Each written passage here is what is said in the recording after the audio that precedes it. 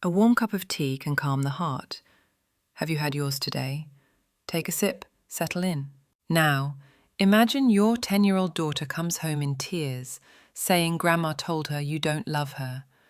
Would you still let Grandma call? This isn't just another crazy MIL story. This is family betrayal, twisted love, and a narcissistic mother-in-law who crossed every line. Let's talk about it. You know, sometimes the first crack in a family doesn't come from an explosion. It's subtle, like a name spoken wrong on purpose. Again, and again, and again. That's where this story begins. The woman sharing this experience is married to her wife, a strong, loving partnership.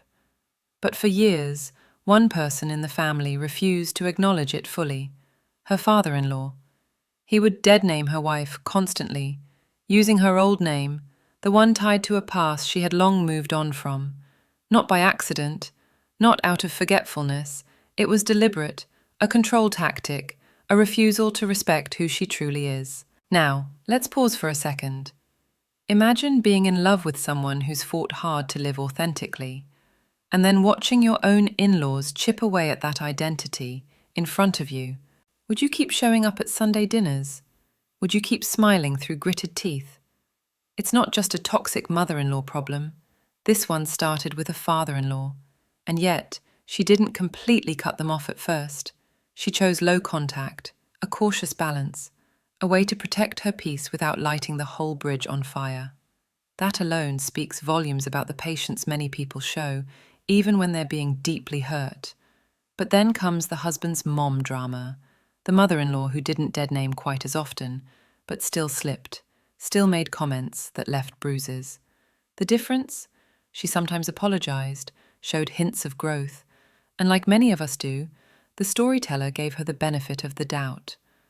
I mean, who hasn't hoped that maybe, just maybe, time and love could fix a toxic family dynamic? But here's the twist. Time didn't fix it, and love wasn't enough, not when basic respect kept being crossed. The MIL's behavior didn't improve in any meaningful way. The occasional apology was followed by backhanded remarks, judgmental stares, and subtle undermining. What's worse, this wasn't about petty drama. This was about identity, dignity, safety. Too many people, especially in narcissistic mother-in-law situations, get caught in the cycle of harm, apology, repeat. And let's be honest, it can wear a person down until they don't even recognize their own boundaries anymore. So this woman, she drew a line. She said, "If you can't honor my wife, then you don't get full access to our family." Was she harsh? Was she overreacting? Or was this the kind of strength we often mistake for coldness, when in fact it's protection? These are the hard choices that come with relationship drama inside a family. And the truth is, drawing boundaries doesn't make you the villain. Sometimes, it's the only way to stop a long-term emotional bleed. But what do you think? Would you have gone low contact, or tried to keep the peace a little longer? Let me ask you something. If your child came home crying after a phone call with their grandma, would you brush it off?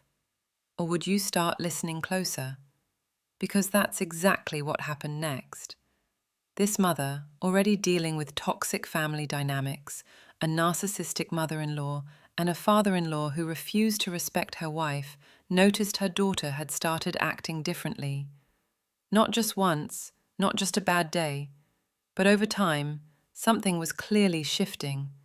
One night, her 10-year-old daughter broke down and finally shared what Grandma had been saying. And let me tell you, it wasn't just a little gossip or backhanded comments. It was full-on emotional sabotage. According to this little girl, Grandma had told her that her moms didn't really love her, that they cared more about their pets, that their home was unstable because of their polygamous relationship, even though they never brought short-term partners into the home, and any long-term friends were introduced gently and respectfully. Now pause and think about that. This child, only 10 years old, was being fed the idea that her life wasn't normal, that her family was broken, that her feelings, especially about her own identity, were wrong. Because yes, the mother also shared something heartbreaking. Her daughter had said she thinks she might be a lesbian, and Grandma told her that was bad, that it was wrong. Let's be clear, this isn't just your average Justamil podcast drama. This is psychological warfare aimed at a child, and here's the real kicker. The daughter was terrified she wouldn't be loved anymore. She cried thinking her mums didn't want her, that somehow this adult she trusted was telling the truth. This isn't discipline, this isn't old-fashioned parenting, this is betrayal. We often talk about crazy MIL stories like they're wild tales to laugh at over coffee.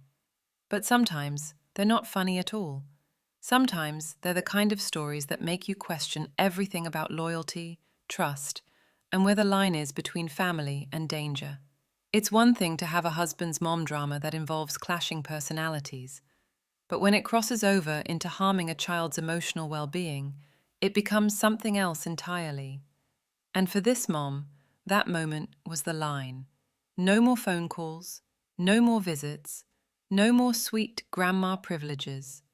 Not when that trust had been weaponized to turn a child against her own parents. Was it extreme, or was it the only choice a loving mother could make? In true revenge stories, people sometimes imagine explosions. But in this one, the most powerful act was silence. Cut contact, full protection. What would you have done if your child came to you with those words? Would you keep the peace, or choose to break the cycle? So here's something to sit with for a moment. How many chances should you give someone who keeps hurting your child?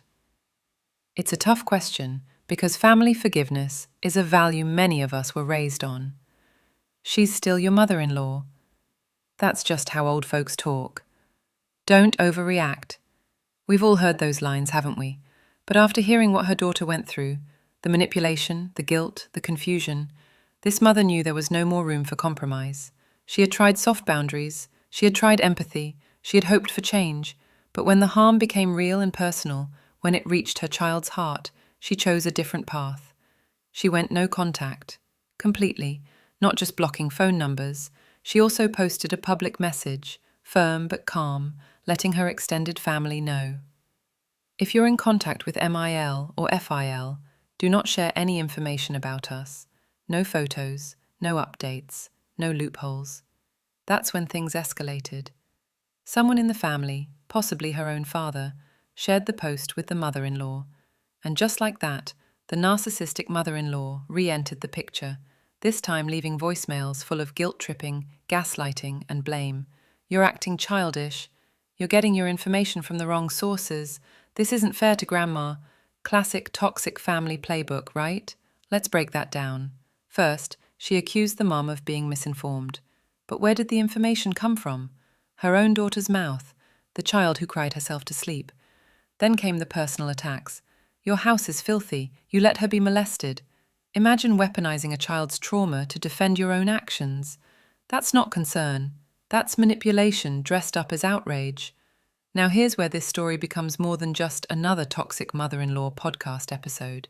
Because this mom, she's not just reacting, she's responding with intention. She shared that she had once been in a 6-year relationship with someone who was emotionally and mentally abusive. And that experience taught her something powerful. Abuse doesn't always show up as bruises.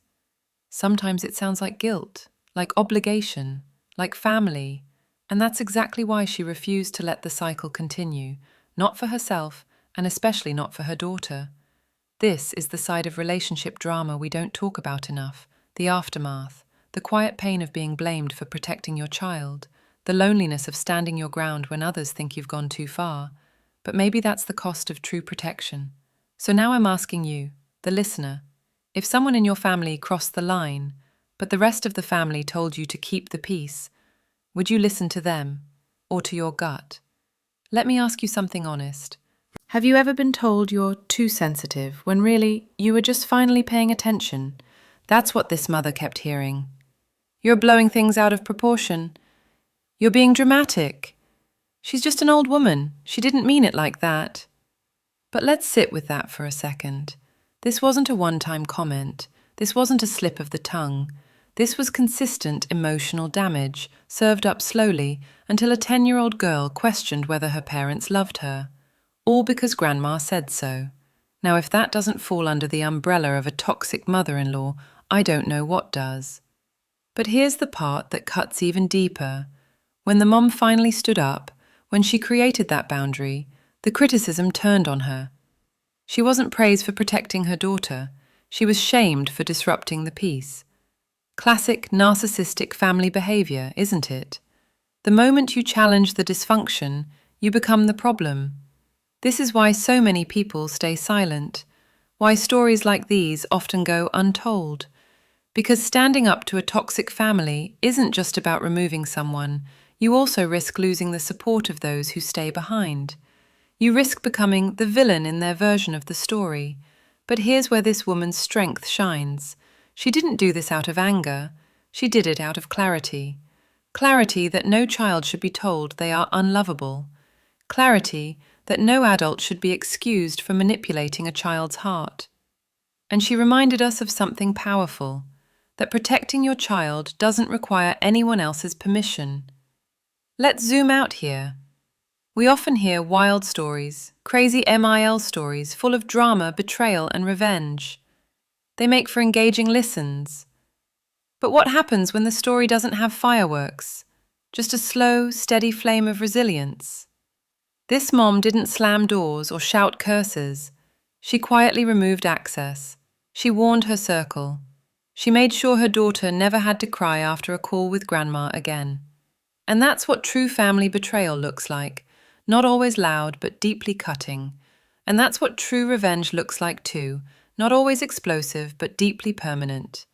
So here's what I'm wondering. Why do we ask parents, especially mothers, to second-guess themselves when their instincts scream danger? Why is keeping the family together still seen as more noble than keeping your child safe? I'll leave you with this. If you were in her shoes, facing a toxic mother-in-law, a divided extended family, and a child crying for reassurance, would you have had the courage to walk away? Or would you have stayed, hoping they'd finally change? So, let me ask you something real simple before we close. Is it overreacting to protect your child from someone who keeps hurting them? Because this mom, she heard enough. She saw the tears. She connected the dots. And she did what any fierce, clear-headed parent would do. She shut it down. No long speeches. No public confrontations. Just action. Now, to some in the family, it looked cold. But here's the thing. People who haven't seen the pattern never understand the boundary. They only see the final move, not the 100 little cuts that came before. And isn't that the truth in so many toxic family situations? From the outside, it might look like a feud, but when you peel it back, it's often a parent saying, "Not my kid, not this time." This story, like many others in the world of crazy Mayal stories and toxic mother-in-law drama, wasn't about a single phone call or one bad visit. It was about a child being emotionally manipulated and a mother refusing to ignore it. Let's give her some credit. She didn't just cut off contact and move on. She made sure the message was clear to everyone around her. This isn't punishment, it's protection. This isn't silence, it's peace. And now, her daughter is healing. No more confusing guilt, no more backhanded shaming. Just a home where love actually feels like love.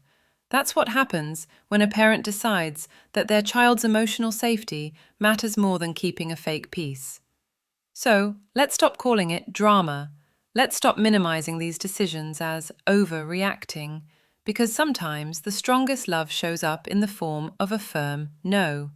Whether you're navigating a narcissistic mother-in-law, husband's mom drama, or just a deeply complicated family dynamic, you are allowed to choose peace.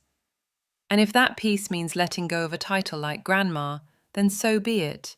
You are not selfish. You are not dramatic. You are a parent who chose your child. Now, before we wrap this up, I want to hear from you.